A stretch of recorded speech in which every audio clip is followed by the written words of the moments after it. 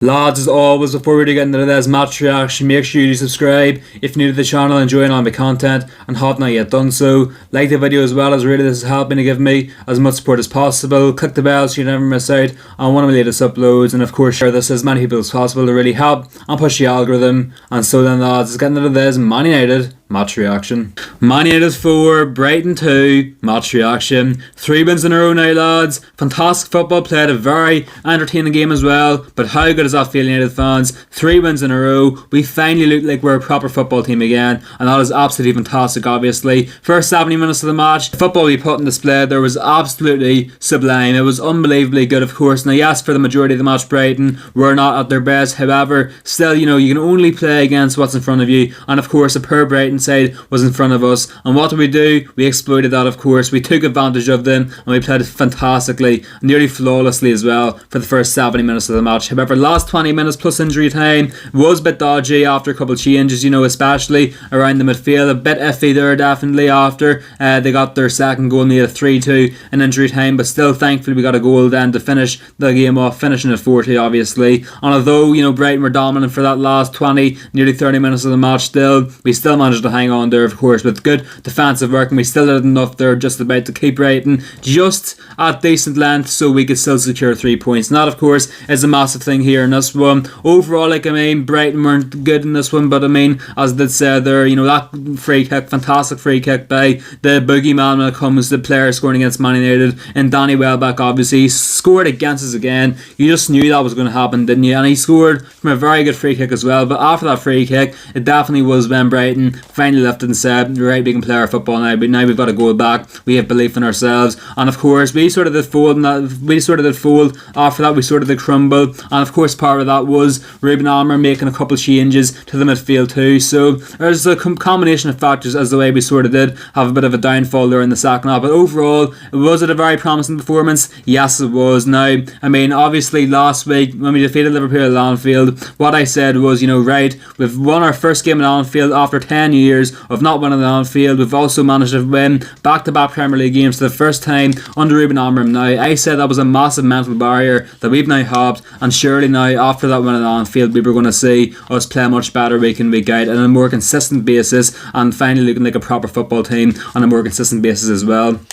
And I tell you what, lads, that permutation lived up to expectations here in this one. Now, yet again, it wasn't perfect. There still was flaws to our game. However, still overall, a very positive take, in my opinion, from the performance from the entire 90 minutes as a whole there. And that one, in my opinion. I tell you what, United reminded me of here in this one. You know what United reminded me of here today? It reminded me of watching Sporting Lisbon before Ruben Amorim joined United last season. This time last year, obviously. The first time football, quick passing, sharp passing, quick transitions into the forward line too, pacey forwards as well, being clinical in front of goal too. That's what it reminded me of, and that has been something Amorim has been building towards ever since he came to Old Trafford in November of last year. And finally now we looked like that Sporting team from last season in terms of the way we played for at least 70 minutes anyway. But still, that's a massive strides taken forward obviously, and now hopefully with those past 3 months in a row we have finally turned a new leaf, and we are finally going to start to see a bit of success, or the start of success anyway, under Ruben Amorim. So anyway, a lot to talk about now in the player ratings. That's where the res and my match reaction will be, so let's get into it. So starting off then, and that's with San Lemans, the Belgian keeper. Once again, it was a good performance by Lemans. However, I'm going to give him a 6 here for conceding 2 goals, obviously. Many people could say he should have been saving the Danny Welbeck free kick. In my honest opinion, I can't see many keeper in the world saving that free kick. I thought it was a fantastic free kick there. Danny Welbeck, the boogeyman for Man United, of course, and he struck again in this one. I have to say it was unsavable in my opinion. I know he gets a hand to it. Maybe he should have saved it, I'm not too sure, but still, for that one to go into, I'm not sure. One hand I'm sort of thinking maybe he should have saved it. On the other hand, I'm thinking it's too good of a free kick. I don't know, but he can save the 2 goals nonetheless here in this one. So I don't really feel like it's right to give him anything higher than the 6 here in this one. But overall, apart from conceding 2 goals, he was okay in this one. Made a couple good high catches. Distribution was okay once again in this one too. And so overall, Le Mans still was good for the majority of the match here in this one. However, because of conceding 2 goals, especially one which many were saying he should have saved, saved. In my opinion, I can't give San Men's higher than 6 in this one. Now into the back three, starting off with Luke Shaw. I'm going to give a 7 to here in this one. I thought Luke Shaw was pretty impressive in this one once again. Looked pretty defensively solid, of course. Some very good recoveries throughout the game here, especially from a lot of players. But Luke Shaw was one of the players who was particularly good with his recoveries, of course, in this one. Of course, he was pretty lucky in the end as well that he didn't give away a foul in the build-up to Brennan Boomer's first goal and our third goal of the game too, which, I mean, that jersey pulling Reuter, it could have easily been called by Anthony Taylor, who in my opinion had a poor enough game overall. He made a couple of very poor decisions, especially for United obviously, and so it would not have surprised me in the slightest if Anthony Taylor did pull that back for that sort of tug on the jersey by Luke Shaw and disallowed that goal, of course. However, thankfully he didn't. Thankfully he stuck to his senses and didn't. Of course, there wasn't much in it. However, it still could have been a dodgy scenario for United and Luke Shaw in that case as well. However, he got away with it. Overall, he still was pretty good defensively. Therefore, I do believe it was a good performance by Luke Shaw, and so I give Shaw a 7 on this one. Matthias Lich then next. Matthias Lich getting 8 here once again. The Lit was looking fantastic here. I mean, I do look back to the second half there, you know, and his sort of Brighton were building a counter-attack, sort of, obviously had the ball in around sort of the final third, and I remember Matthias Lich with a fantastic recovery, and the tackling was absolutely incredible too, and that just basically summed up his entire game. So strong, fearless in this one too, brilliant strength, brilliant tackles, brilliant recoveries as well. Overall, so dominant, a proper leader at the back line here in this one too, and once again Matthias Lich continues his consistency to a great effect here this season, and so here in this one Matthias Lich can get an 8. And to finish off the back three then with Lenny Euro, he'll get a high 6 here, just about doesn't get a 7, but for me he was okay still. I do believe we can still see better performances from Lenny Euro. However, still he hasn't really got too many starts as of recently, so we'll give him time to readjust back into things under Ruben Amorim and starting games. However, here in this one he still was okay. He could have been a bit better, but still I'm not really complaining. So overall here Lenny Euro gets a high 6. Overall, in my opinion, that's a decent rating for the Frenchman. On to the wing backs then now, starting off with Diogo Dalot, who's getting a 5 here in this one. I thought Diogo Dalot was very poor in this one. Once again, he's lucky actually. He is getting a 5 and he isn't getting anything lower than the 5, because he very easily could have, obviously. He definitely was one of the weak links in this United team. Definitely, especially when we were playing good football, obviously, of course. Poor touches, giving the ball away, giving away throw-ins and corners, etc. too. He definitely was the weak link of our backline anyway in that first 70 minutes too. I mean, he did still have his good moments in the game, and that probably does get him as high as a 5 in this one, but still, in my opinion, he's a bit of a weak link. He still isn't good enough for United still, and so every time I do see his name on the starting sheet, it doesn't really look good. However, still, in this one, overall, he was okay at times, but overall he was poor in my opinion. So in this one here, Diogo Dalot gets a 5. That's as high as he's going to get, and I tell you what, he is definitely lucky he isn't getting anything lower than the 5 either. And alongside him then on the other side, Amad Diallo, a 7 here in this one. Look at it once again, it was just a simple, you know, classy performance by Amad Diallo. Very skillful, of course, great carrier of the ball, obviously. Did his work defensively to a T as well. And when going forward too, he definitely was a great outlet alongside Mbeumo on that right hand side once again here in this one on the attacks too. He came off a bit too early in my opinion, of course. That was maybe one of the poor changes from Ruben Amorim, which led to Brighton taking so much control back in the game, obviously. Taking Amad Diallo off for Patrick Dorgu instead of Diogo Dalot. In my opinion, if you're going to bring Dorgu on, which I'm not against whatsoever,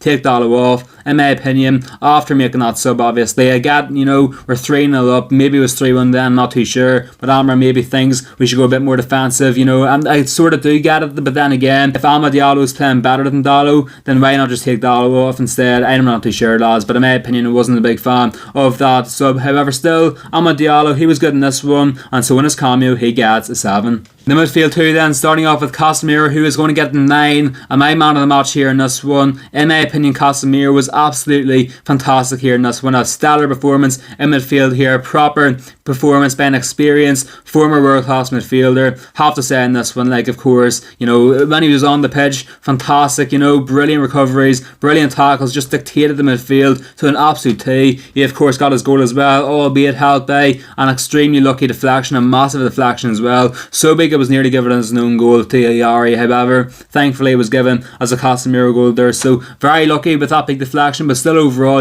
he got himself a goal. Brilliant in midfield, obviously. Such a brilliant leader in midfield here in this one. Just kept things so disciplined, kept the structure well too. Overall, the entire team playing well. Casemiro was the core of that, and that was definitely shown when Casemiro was took off for Kobe Menu, and we had the Menu and Bruno pivot, which Amorim was saying Menu and Bruno couldn't play alongside each other in the midfield, and many people, including myself, were saying that's rubbish. Of course, they could play in midfield together. However, definitely Ruben Amorim was proven right when he did put those two in midfield together, because as soon as Menu came in for Casemiro, we collapsed in midfield. We lost the midfield after Casemiro to come off, and that once again just reinforces to you as the way Casemiro, when he was on the pitch, was definitely the best player in this game. So in my opinion, Casemiro gets a 9 here in this one. He was absolutely amazing in midfield, definitely proven when we completely collapsed when he did come off, and so here in this one he gets a 9 and was my man of the match. And alongside them, Bruno Fernandes will get a 6 here in this one. Once again, Bruno Fernandes just wasn't too good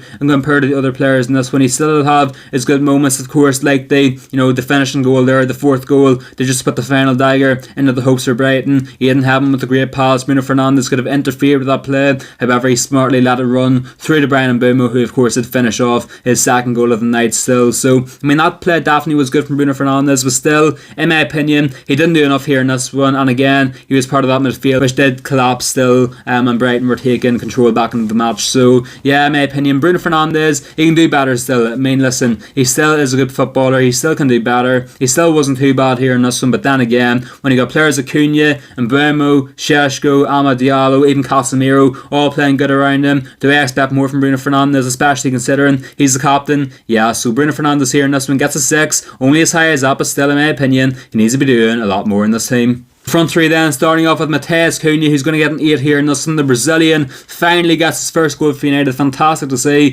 Cunha finally getting the score sheet. And I tell you what, if there's any player who deserved a goal here in this one, it was him. Because so far United obviously hasn't really had the best of luck when it comes to scoring goals, getting assists, etc. But still, the performances he puts in week in, week out have been absolutely exceptional, of course, especially last weekend against Liverpool at Anfield, of course. Even if he isn't getting goal contributions, he is still an absolutely fantastically elegant player to watch, of course. And so to see him score at Old Trafford here, his first goal for United, of course, and a brilliant finish at that as well, it was very good to see. So Matheus Cunha, overall, once again a great performance here as usual from the Brazilian, gets his first goal for United. And so here in this one, an 8 here, an extremely positive display yet again from Matheus Cunha. Brian Mbeumo then gets a 9 as well, however not man of the match, but still Brian Mbeumo once again was absolutely sublime here in this one. A brace by Old Trafford, 2 very good goals in the second half. The first goal was very well taken, the second goal to finish them off right in the top ends here. Fantastic finish there, especially for that second goal. And overall, like Brian Mbeumo alongside Amad Diallo for the majority of the match down the right hand side, so rapid, just running at the Brighton players all the time. Brilliant decision making too throughout the match as well. And so here in this from Brian Mbeumo, extremely impressive display yet again. 2 goals scored at Old Trafford, 3 goals in the past 2 games. He's looking like he's a proper player in the forward line in this United team. And so here in this one, the Cameroonian can get a 9. And I finish off the starting 11 then with Benjamin Šeško, who's going to get a 7 here in this one. Šeško, he was doing good, of course, in this one. Overall, it was a positive display by the Slovenian striker. He was still doing good in the link-up play, got an assist as well for Brian Mbeumo's first goal as well, which is good to see. He was creating chances as well. He was definitely a decent presence there in the box too, but still, a couple of those shots he did have, I would still expect him to put at least one of those away, but that's something we can work on still. From what I've seen so far from Benjamin Šeško, for a young striker who's been playing in the Bundesliga, who spent a lot of money on, is he settling in well? 100% he is, and so it's all going to come, all these goals in quick succession are going to come with time and patience. However, here in this one, Šeško, he did do good at creating chances, doing good in the link-up play, being a presence too, got an assist as well. Here in this one, Šeško overall was pretty good, and so the Slovenian can get a 7. One of the subs then next, Aidan Heaven's 7 here. Aidan Heaven's first performance of the season, I do believe, and have to say it was a fantastic performance, and brilliant to see having back playing for United, of course, and he did make us remember how good he can be when he is playing centre back. Obviously, very, very good defensively, couple last ditch tackles, brilliant defensive work, especially when he was playing during the Brighton domination, and of course got a fantastic assist for Brennan Mbeumo's second goal as well in the 97th minute. So hearing us from Aidan Heaven was absolutely fantastic, and so the centre back then, the young centre back, can get a 7 for me. Kobbie Mainoo then 5 here. I did expect more from Kobbie Mainoo. Then again, Amorim's point is proven that Mainoo and Bruno cannot play in the midfield together, and hearing us when Mainoo did come on for Casemiro, we did notice a massive drop off in quality, and we completely lost in midfield here. So in my opinion, Mainoo, I expected a lot more from him here in this one. Overall he was poor enough, so he can get a 5. Patrick Dorgu, a 4 for me as well. I thought Patrick Dorgu was pretty poor when he did come on, giving the ball away far too much, poor touches as well, poor passes, poor decision making overall bit at the end. So here in this one, Patrick Dorgu will get a 4, and as well as that, Joshua Zirkzee will also get a 4 here. I thought Zirkzee, gave the ball away a few times. For their second goal, which made a 3-2, his marking in the corner definitely was poor in my opinion as well. It could have been better, but then again, Zirkzee just hasn't been playing so far this season, so as a result of that, it's his first game in a very long time for United. He's going to be rusty, and so here in this one, do I necessarily blame him? Not too much. However, I still do expect a bit better from him, but still overall, hopefully if he gets some more consistent game time, we start to see the Dutchman play the football, the brilliant football we know he is well capable of playing. So, but here in this one, Zirkzee was poor enough so he can get a 4, and to finish off then with the subs, Manuel Ugarte can get a 6 here. Overall, he was okay. And finally then, Ruben Amorim. Overall, I'm going to give Ruben Amorim a 6 here in this one. Now, it was a mixed bag, mostly good from Ruben Amorim here in this one, mainly because the football we were playing was absolutely fantastic. Of course, the sharp passing, the brilliant decision making too, the build-up play, the counter-attacks, everything for that first 70 minutes was absolutely perfect. We were playing some great football, proper Sporting Lisbon football, as we did see last season from Ruben Amorim's team. However, the last 20 minutes still, losing control, we shouldn't really be doing that. Of course, a couple subs are very questionable, like taking Amad Diallo off when we left Diogo Dalot on for the entire match. That was questionable in my opinion. Not taking Bruno Fernandes off and taking both Cunha and Šeško off instead. In my opinion there, look at Šeško going off as Zirkzee. In my opinion that was inevitable. I'm not too fussed on that. However, for I think it was Manuel Ugarte, we took off Matheus Cunha. In my opinion, I would have took off Bruno Fernandes, maybe even took off Brennan Mbeumo there in that one, but Cunha is too important of a player there, and in my opinion he could have managed that sub a bit better as well there. And still, overall, a couple poor stuff here and there in the match overall, and overall it wasn't as comfortable as we would have wanted it to be, but still overall the football we played was very good. 3 wins in the trot now in the Premier League, so overall it has to be a mostly positive display here from Ruben Amorim. Things finally look like they're on the up now with Ruben Amorim. It finally looks like the good days are coming, as he did promise at the end of last season, and hopefully now this isn't just a purple patch in our form this season. Hopefully now this is the standard, this is the norm now, where we are winning games like this, where we are playing games like this, and performances are as consistent as this is too. So hearing us an overall Ruben Amorim, some things he could have done better, but still overall brilliant overall display, and so the coach then can get a 6. Hopefully now things are looking up for Ruben Amorim's Reds. Anyway lads, I'm going to end today's Man United v Brighton match reaction. Hope you have enjoyed it, of course. What do you think about the match? Let me know in the comments below. What do you think about what I've said? Let me know in the comments below. As always lads, remember to like the video, subscribe if you're new, click the bell, and share this to as many people as possible. And so then I'll see you all in the next one here on KDFG.